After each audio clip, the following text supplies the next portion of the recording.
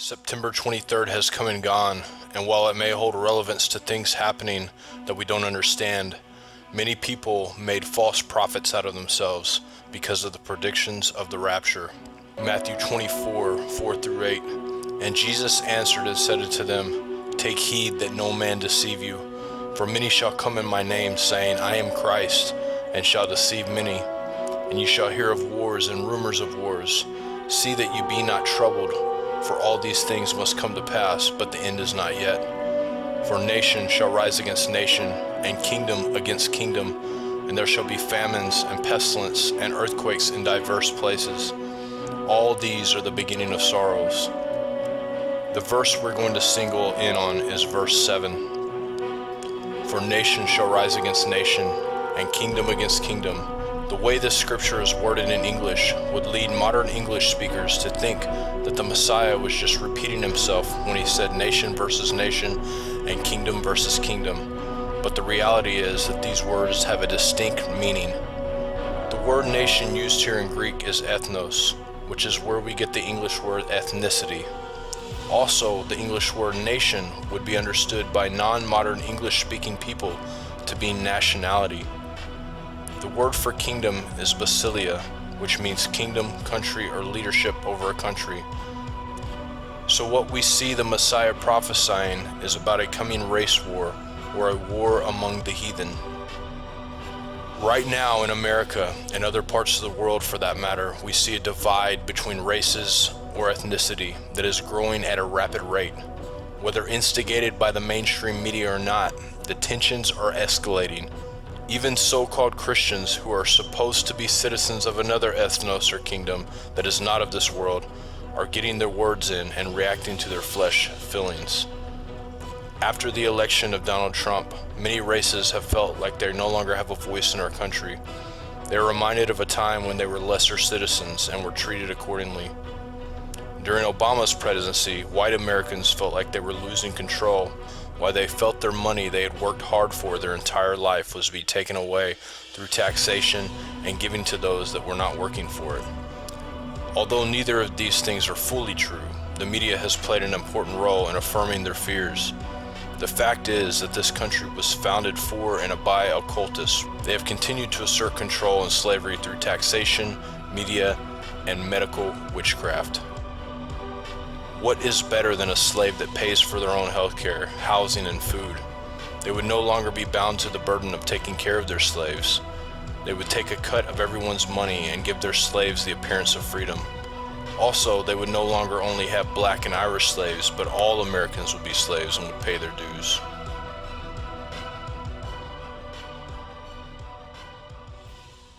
Mr. Jones owned a cotton plantation and many slaves. One day he was talking to the owner of the plantation next to his, and Mr. Jones was lamenting the fact that times were tough. He was having to work his slaves harder than ever, and was having trouble with some of them being disobedient or trying to run away. The other plantation owner said he knew someone who could help. Day one. One day, Mr. Jones called his slaves together so a man named Mr. Smith could talk to them. Before beginning, Mr. Smith whispered to Mr. Jones, Whatever I say, do not contradict me or interfere, and I promise you your slave troubles will end. My name is Mr. Smith, he said to the slaves, and this may be the happiest day of your lives. From today forward, you will no longer be slaves, but free men. Mr. Jones was so shocked he started to step forward, but Mr. Smith gestured for him to remain silent. He did, only because the other plantation owner had spoken so highly of Mr. Smith's skills. You are no longer the property of Mr. Jones, Mr. Smith continued. You are free. No more will you be forced to labor for the benefit of Mr. Jones. Now you can work for yourselves. Now the slaves were all murmuring and looking at each other. Many were smiling, many were looking puzzled. In fact, you are now free to leave the plantation whenever you want, Mr. Smith said. However, since we are surrounded by other plantations, if you leave, some other plantation owner will likely claim you as his own the moment you set foot on his property. So I urge you not to risk your newfound freedom by doing something so foolish. Instead, I suggest that you stay here, no longer as slaves, but as willing participants and part owners of this plantation.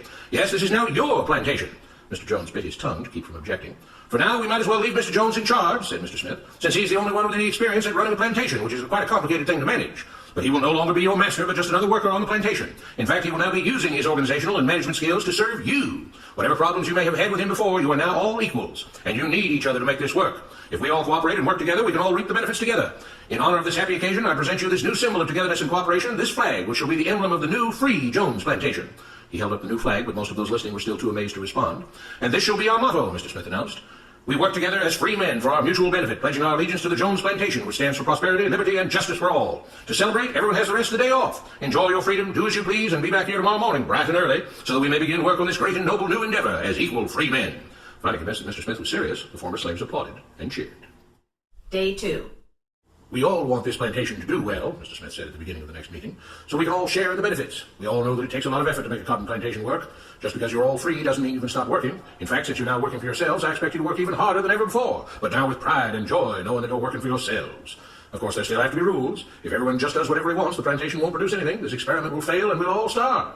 You should be thankful that Mr. Jones has agreed to stay on to lend his knowledge and skills to this endeavor, and I trust you will all do your own part to make this work. Several of you have been chosen to act as project supervisors to manage different aspects of the operation, to make sure everyone is doing his assigned job, to make sure that the rules are followed, and so on. The rest of you may head out to the fields to start your first day of work as free men. Day 3. The next morning, Mr. Smith had a grim expression on his face as the daily meeting began. I have an unpleasant duty to do today, he said. Yesterday, Charles was caught keeping some of the cotton he picked, presumably to sell for his own personal profit. That is against the rules. That is stealing. For that, Charles must be punished. 2 men tied Charles to the whipping post. I take no joy in this, Mr. Smith continued, but you must understand, if we do not maintain order, if we do not have rules that we all abide by, then the plantation will fail, and we will all suffer. The whip cracked against Charles' back. But if we all pitch in for the common good, then we can all prosper. Being free doesn't mean you should be selfish and greedy. We must each do our assigned duties and obey the rules, and then we can all benefit, and each of you will receive your appropriate share of the profits. A young man named Samuel stepped forward. But if you and Mr. Jones decide the rules and whip us if we disobey, how is that any different from what we had before? How can you say that? Mr. Smith asked. I'm shocked. You were a slave before, and now you're free. Things still need to be managed and organized by those best qualified to do so. Do you know how to run a plantation, Samuel? Well, no, he answered. But if we're free, why do we get no say in what the rules are and how things work? I'm surprised at your ingratitude, Mr. Smith answered. None of you know how a plantation is run, so you're in no position to be making decisions about how things are done here. You don't seem to appreciate all the things that Mr. Jones provides for you, from protecting you from all the outside threats that you know nothing about, those who would come here, capture and enslave you if not for Mr. Jones' protection, to making sure that you all have food and housing, tools to work with, you're cared for when sick and injured, and so on. There wouldn't be a plantation at all, no cotton to pick, no land to plant and harvest, if not for him. You should be grateful that he's made possible a level of comfort you now have. Your lives would be far worse if not for him. Nevertheless, as free and equal participants in this endeavor, from now on at each meeting, any worker may have 2 minutes to ask questions or voice suggestions or complaints. With that, the workers all seemed satisfied and headed out again to the fields to pick the cotton. Day 4. I have a big announcement, Mr. Smith said as the daily meeting began. Mr. Jones' cousin is here, and not just to visit and see how our project is coming along. It has been decided that from now on, you will be deciding who will manage the plantation. Of course, this job can't be done by just anyone, but every 3 months we will have a special meeting at which all the workers will vote on whether we think Mr. Jones should run the plantation or whether we think his cousin, Mr. Johnson, should run the plantation. That means that ultimately you are in charge because you will be deciding which man you want running things on your behalf. If you don't like the way things are being managed, you now have the power to change it. Amazed and pleased, the workers headed out again to the fields to pick the cotton. Days passed, months passed, a year passed, and the plantation continued to operate as before. Sometimes Mr. Jones was in charge, sometimes Mr. Johnson was in charge, but the day-to-day routine stayed exactly the same. The workers worked hard, long hours every day, and still had little to show for it. Every day the meeting would begin with them all reciting the Jones Plantation motto, "We work together as free men for our mutual benefit, pledging our allegiance to the Jones Plantation, which stands for prosperity, liberty, and justice for all." One day Mr. Smith announced, "Samuel has asked to say a few words this morning, and whatever the rest of us may think of his ideas and opinions, we are all free here, and that means we are all allowed to speak our minds. So, Samuel, you have 2 minutes. Begin." Samuel stepped forward, looking scared. "I was excited when all this started," he began, glancing nervously at Mr. Smith and Mr. Jones. "But don't you all see what's happened here? Nothing's changed. We're all still slaves." There were grumbles of disagreement from the crowd. "They tell us what to do and whip us if we don't. They still make all the rules and punish us if we disobey. They let us make suggestions and complain about things, but they never really change anything. They let us choose between Mr. Jones and Mr. Johnson, but what's the difference? The situation stays the same. We do all of the work and they take as much as they want and decide how much they'll let us keep. They live in luxury, made rich by the cotton we pick. We do all the work and have to build our own huts, grow our own food, and take care of ourselves. They leave us just enough that we don't revolt or run away. This is not freedom. We're all still slaves. They've only changed the words they use, but nothing else has changed. They say we're all free and equal, but we're not. They command and we obey. That's not freedom. That's not equality. They say we're free to leave, but all that means is that we're free to be someone else's slave. Why should we work or obey the rules? We didn't agree to this. They made the system. They forced it on us. They control and rob us and call it freedom. They've deceived you into thinking that being able to choose which slave master you'll work for is the same as being free. It's not. Open your eyes. If you keep what you produce, they call it stealing. When they take what you produce, they call it sharing and fair distribution. Can't you see that this is all your time? He's up, Samuel, Mr. Smith announced calmly. At his gesture, 2 supervisors grabbed Samuel by the arms and led him to the whipping post. "I'm sorry, Samuel, but you've broken the rules. There are rules against encouraging others not to work and encouraging others to break the rules. You're only hurting all of us with your discontentment and your complaining and your disobedience." The whip fell and Samuel let out a grunt.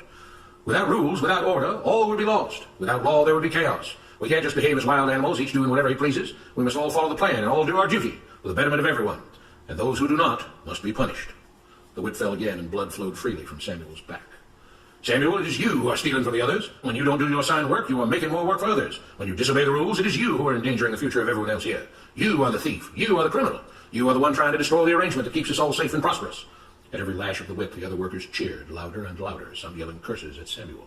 Being spoiled and selfish, you complain about everything, talking as if you're oppressed. But you are the one ruining things. You are the one keeping us from being all we could be. It is your greed and your rebelliousness that is hurting all of us. They all play by the rules, Mr. Smith said, gesturing at the others. What makes you think that you don't have to? You think you're above the law? There were loud yells of agreement as the whip fell again. We must maintain order, Mr. Smith proclaimed, to make this plantation great, to make it so that we can all be happy and prosperous. To have the society we want, there have to be rules. We all have to contribute our fair share to this great endeavor, and we cannot tolerate actions and attitudes that seek to undermine the amazing things that together as free men we have achieved and will continue to achieve. Mr. Jones was smiling as he gave Mr. Smith a pat on the back. The crowd was cheering so loudly that none of them had noticed that Samuel had died.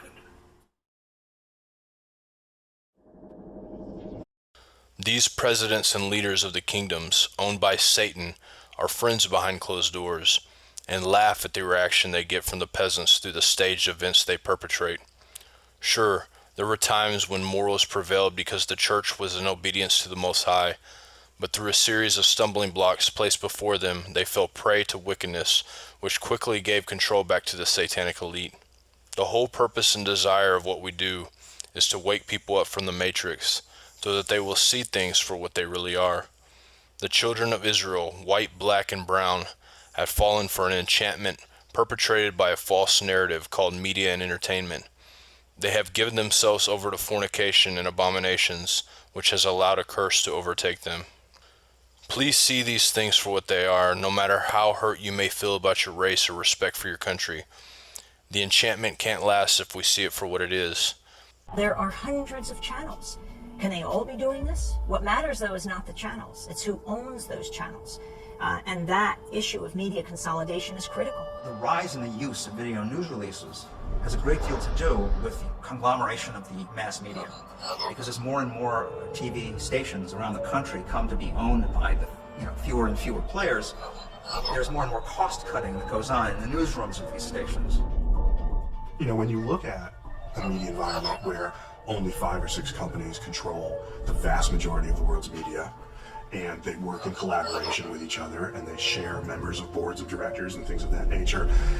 Like, in the same way that I say we have to broaden our concept of subliminal, I think we also have to broaden our concept of what a conspiracy is. They're using our airwaves, and they have a responsibility to bring out the full diversity of opinion and to get to the truth, not to bring you news stories that are disguised as their own when they're simply government or corporate propaganda. It's been Washington's biggest mystery since Watergate. What kind of dog will the Obamas choose? Our resident veterinarian, Dr. We have to pass the bill so that you can find out what is in it. And look, this is one time. Forget the conspiracy. Listen to our government agencies. These guys are telling the truth. There's no conspiracy here, folks. Just get your damn vaccine. All right, thank you, doctor. Thank you. Mercury-containing vaccines may help, not harm kids, according to 2 new studies in the journal Pediatrics. There have been widespread concerns that mercury-based preservatives in vaccines might impair the neurological development of children. These new studies suggest that the opposite, that the preservatives may actually be associated with improved behavior and mental performance. I think people should be careful when they wish war on China. If China were to revalue its currency, or China is to start making, say, toys that don't have lead in them or food that isn't poisonous, their costs of production are going to go up, and that means prices at Walmart here in the United States are going to go up too. So I would say China is our greatest friend right now. They're keeping prices low, and they're keeping prices. Today, 6 corporations control all major media in the United States, including the principal television networks. These 6 corporate entities, in turn, control the information being broadcast on a daily basis. The average American adult watches more than 4 hours of television each day. The constant flow of entertainment, news, and information that is consumed by the American public shapes their perception of the reality in which they live. By controlling the dissemination of information, broadcasters and their corporate heads are able to control the masses.